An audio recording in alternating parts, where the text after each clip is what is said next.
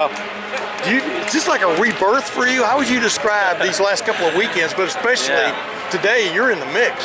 Yeah, I would say it's like a Pokemon. You know, I've reached that next level. I've hatched out of the egg, and now I am the final David Malukas version.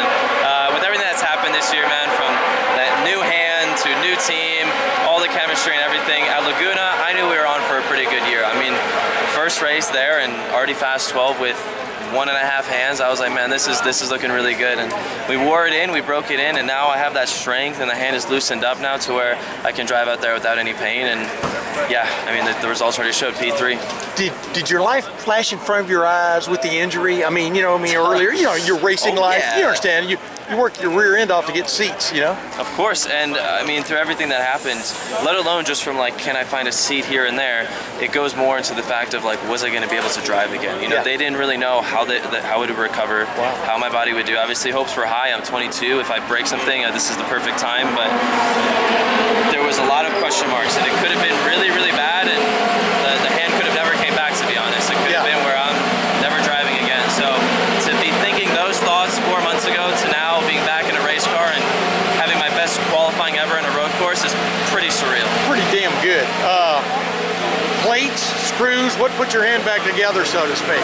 Well, during the recovery time, I had 4 pins in, 2 screws, 2 anchors. I think that's all. Yeah, that's all the metal. But the 4 pins got removed. They were just there so I don't move the wrist at all, keep it stationary, let it heal, because they really wanted, and they knew the timeline. They wanted to make sure that it would recover in the proper time. It was going to obviously increase the wrist stiffness, which it does. I mean, it's very stiff. But they told that this is the best way to let it heal, and we took the pins out for another surgery, took the pins out, and now I still have the 2 screws left in as the bone enveloped in. So they're not exposed, they're inside the bone now. And that's been what, 5 months ago? 4 months ago. Yeah. Last thing, by the way, the reference to Pokemon, my 2 grandsons will love it. Yeah.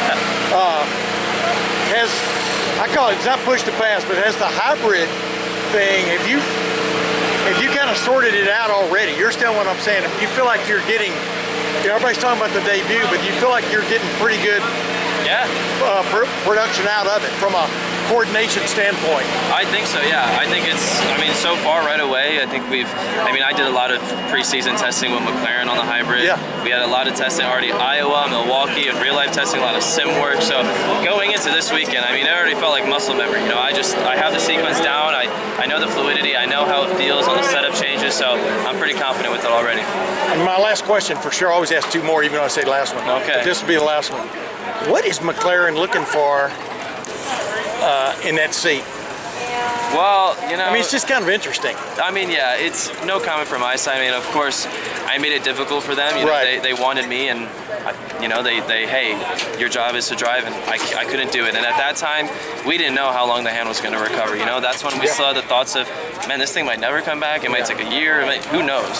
So, and from their side, they wanted that stability. They wanted for the sponsorship, and since my firement over there, and obviously coming here, they've obviously had some new changes going on over there, but from that forth on, obviously the connections kind of died, so I don't really know what the situation is there. But from when I left, I know it was more of just they wanted more stability, which maybe they find it out.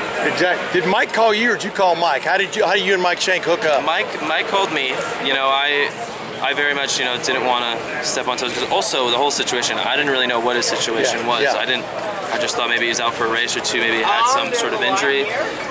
But Mike came and reached out to me, and obviously he was very confident in me, and that made me feel incredible. I spoke to the doctors. I'm like, hey, by the way, actually, I'm not fired anymore. Is this going to be ready in 3 weeks? And we worked it. We did new scans, and the doctor said, you know what, let's do it. It's going to be tough, but we're on board. Let's go. And we pushed.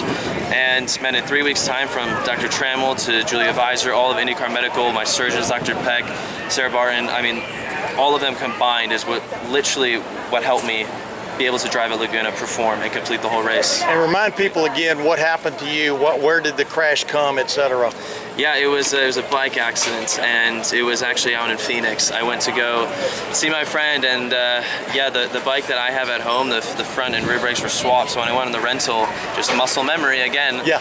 And instead of hitting the rear brake, I slammed that front brake, and I went over the bars, and it kind of went a little bit left, and I landed on this left hand and hit it sideways, and obviously the whole hand just popped out of place. So this took all the impact. And do you still bike?